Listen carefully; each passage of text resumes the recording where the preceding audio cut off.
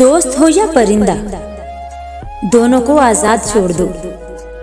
लौट आया तो तुम्हारा, ना लौट के आया तो तुम्हारा कभी था ही नहीं। दिल दुखाने पर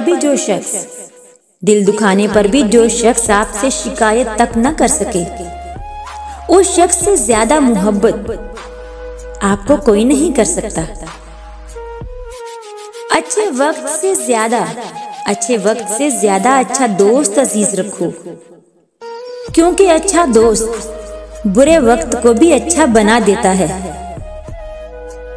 गैर जरूरी तनकीद वो तलवार है जो सबसे पहले खूबसूरत ताल्लुकात का सर कलम करती है। अपनों से इतनी शिकायतें मत किया करें, कहीं ऐसा ना हो कि शिकायतों को दूर करते करते वो खुद ही आपसे दूर हो जाएं।